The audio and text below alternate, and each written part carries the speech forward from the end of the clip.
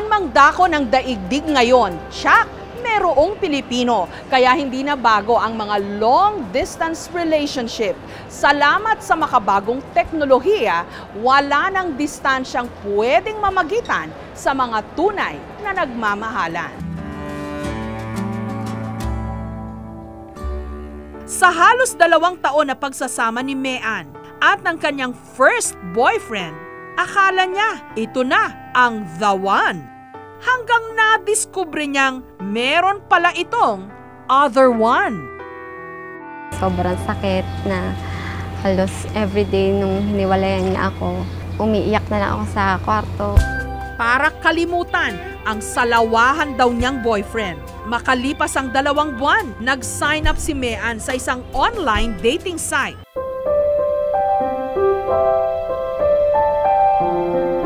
Kalaunan, dito niya nakilala ang lalaking muling nagpatibok ng kanyang puso, ang Amerikanong si Joe. Kasi gusto ko sa lalaki po yung white, yung parang dream boy ko po. White man, tangos ang ilong, matangkad.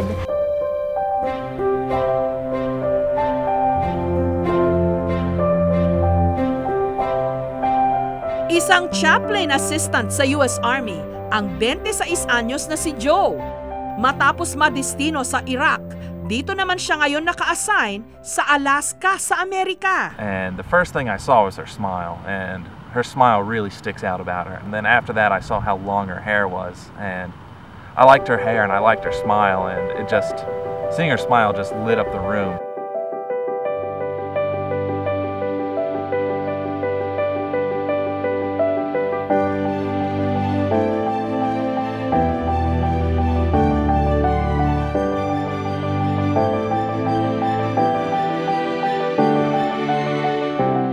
Dahil magkaiba ang oras sa Pilipinas at sa Alaska at may namamagitang 16 na oras sa mga ito.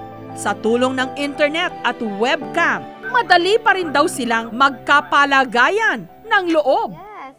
Paggising pa nga lang ni Mean sa umaga, si Joe na agad ang kanyang tinawagan. Honey, good morning! How are you? Habang nag-aagahan si Mean, si Joe nagme-merienda na. You'll try that here. Hihintayin kita kahit nasaan ka pa, di ako mawawala. Kahit na may dumating pa, dito lang ako iibig sa iyo. Hanggat nandyan ka pa, hanggat wala ka pang iba. I love you. I love you. Love you. Go to work. Mwah. Don't be late. Pagpatak ng alas 12:30 ng tanghali dito sa Pilipinas, sandaling nagpaalam si Mean kay Joe para pumasok sa trabaho. Pagdating ng opisina, si Joe ulit ang kanyang kachat bago ito matulog.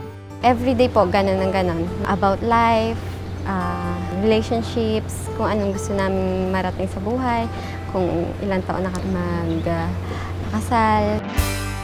At noon lamang Disyembre, si Joe dumating dito sa Pilipinas. Niyakap niya agad ako. Tapos talagang parang na-starstruck ako sa kanya. Unang kita ko pa lang sa kanya, parang, ano ba to? Ang gwapo-gwapo niya. Parang reality na talaga. Nahawakan ko na siya. Kahit 3 linggo lang daw silang magkasama noon, naramdaman ni Mean na mas lumalim pa ang kanilang relasyon. Pagbalik ni Joe sa Alaska, buwan-buwan daw itong nagpapadala ng mga bulaklak at tsokolate tuwing kanilang monthsary. Tinititigan ko lang po, napapasmile na ako. Parang ang ganda-ganda ko. Pero may pilit daw sumisira sa kanilang relasyon. May nag-message po kasi sa kanya, iba-ibang tao sa Facebook. Sinasabi niya na habang nandun siya sa USA, ako dito, pinapatulan ko yung iba't ibang lalaki. Dahil sa distansya, walang magawa si Mean kundi subukang ipaintindi kay Joe na tapat siya sa kanya. Wala kang magawa kundi mag-explain. Feeling ko pag once na niyakap ko siya, wala na. Hindi na namin kailangan papagtalunan. Pero sa online, wala kami magagawa kundi mag-usap sa computer. Sa isang pag-aaral sa Amerika na inilathala ng Time Magazine, sinasabing kalimitang mas malalim ang nabubuong pagtitinginan ng mga nasa long-distance relationship. Nandun yung eagerness to do your best to reach out the person kasi the time na mag-usap lang kayo is maikling oras lang. So, ang tendency ng lovers na malayo sa isa't isa is gagawin nila yung best to express themselves kasi sayang yung oras. Samantala, Biyernes ng umaga dito sa Pilipinas, isang sorpresa ang inihanda ni Mean para sa birthday ni Joe sa Alaska. Honey! Hello! Hello. Happy birthday! Oh, when did you do this? Ang hindi alam ni Mean, kinuntsaba namin si Joe dahil may mas malaking sorpresa siya para sa kanyang kasintahan. Ano kaya ang inihandang sorpresa ni Joe para kay Mean?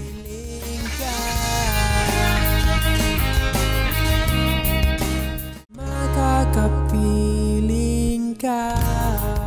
Mula man sa magkabilang panig ng mundo, dahil sa internet at video chat, nagtagpo ang landas ng Pilipinang si Mean at Amerikanong si Joe. It's good, honey. I keep trying this, but I don't think my hands are shaped right to do it. Yes, it's good. Hihintayin kita kahit nasaan ka pa, di ako mawawala kahit na may dumating pa dito. Sa long distance relationship po kasi, dun natetest yung patience namin, yung patience ng dalawang taong nagmamahalan. Worth to wait po yung ginagawa naming sakripisyo ngayon. Kailangan po namin maghiwalay muna bago po kami makarating sa time na one place na lang kami, no distance na po. Giving up all the time you can, giving up every time you want to go out with your friends, every time you want to just watch a movie or even just be at home and chill out, not talk to anyone. You have to get on Facebook, get on Skype, and just be there waiting for them and willing to talk to them, even if you don't feel like talking. Sabihin mang nagkita na sila nung Disyembre, may mas pang matagalan daw na plano si Joe para sa kanilang relasyon. Nito lang Biyernes dito sa Pilipinas, matapos sorpresahin ni Mean si Joe para sa kanyang birthday, wala siyang kamalay-malay na meron ding inihandang sorpresa si Joe para sa kanya. Sa kagustuhan na rin ni Joe, inimbitahan namin si Mean na bisitahin ang kanyang pamilya sa San Nicolas sa Batangas. Basta. Dito, sa harap ng tatay ni Mean, isang espesyal na mensahe ang ipinaabot ni Joe kay Mean sa pamamagitan ng video chat. I wanted to ask you, Miss Serrano, if it's okay if I ask for your daughter's hand in marriage. Oh! Oh! Oh! Oh, Annie! Ask your dad if it's okay. Hiningi ang permission niya.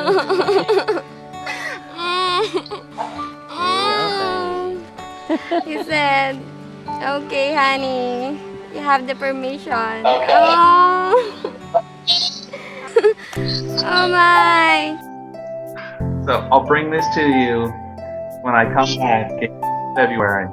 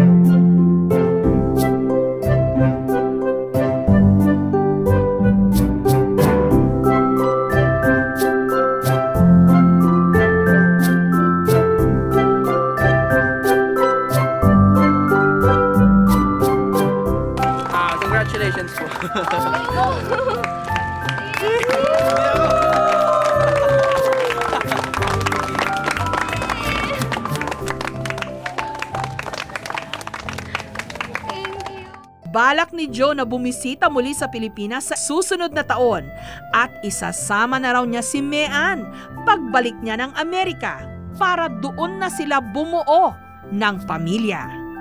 Never had a doubt. Just it was always great between the two of us. Siya po ang buhay ko. Sobrang importante po niya sa akin. At gusto ko po siyang alagaan at iparamdam sa kanya kung gaano ko siya kamahal.